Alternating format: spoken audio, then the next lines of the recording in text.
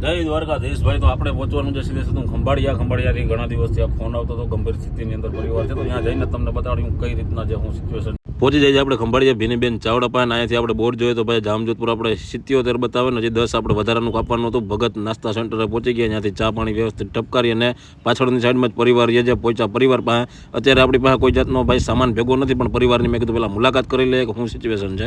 એટલે અહીંયા ગાડી જાય એમ નથી, એટલે અમે બીજે રોડના કાંઠે ગાડી પાર્કિંગ કરીને પહોંચ્યા. અહીંયા જીભ કપાઈ ગઈ. હા, બોલી નથી આગળ. સાંભળે બધું.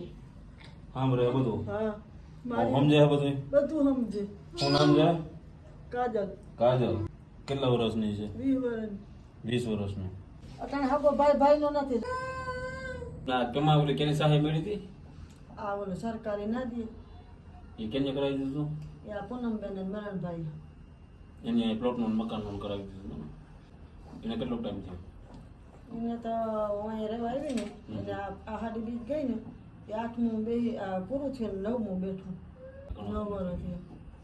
નકર ભાઈ અહીંયા રહેવાય કોના વાત મજબૂરી રહી એટલે ને આ વાહમાં થોડા અમે એકલા રહીએ તો એ રહેવું પડે. શું કરે? ઓલું સરકારી પરમિટ છે તમારે? આ એ છે મારે 3 કિલા ઘઉં આવે, 3 કિલા ચોખા આવે, બીપીએલ પરમિટ છે.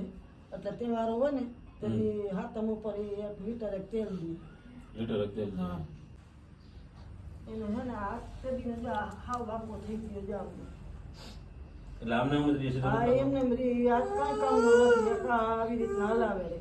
જ્યાં જીભ કપાઈ ગઈ જોઈએ છે. એટલે એવી કઈ ઘટના બની ગઈ હતી કે હું એમ કહું કે કઈ એમાં ગામડે હતી ને મારા દેર મરી ગયા હતા, મોટીમાં હાહુ મરી ગયા હતા. બે ભેગા એક છોકરાને મારા દેર ગાડી આપતો ને સાઈલે એક્સિડન્ટ થયું. તો એને રડકક્કરમાં મોટી રેલમાં રાહુ ભેગું ભેગું આને ફરી આમ હુકરાય બાઈ બેઠી હતી ને હિસકો નાખ્યો. પછી તાની રાડું દે તેદીથી રાડું ચાલુ કરીને તો બીજી ખબરમાં ઓહરીમાં અંજવારી કાઢી. ગામડામાં તો આપણે મોટા મોટી ઓહરી હોય ને ઘરની, આથી અંજવારી કાઢતી ને આમ હુકરાઈ હતી ઓહરીમાં. 7 વાગ્યા હતા. ગાયું ગૌસર ભેગું નાને જોર કેવું આવ્યો ને જીભ કપાઈ નાઈ પડી ને તે મને ખબર પડી રાડું દીધી હતી. એમાં એક બધું પૂરું થઈ ગયું. પાછળ બાપુ આવું બહુ કરતા હતા તે દાદ ના દીધું. અઠવાડિયે અહીંયા આવ્યા અમે.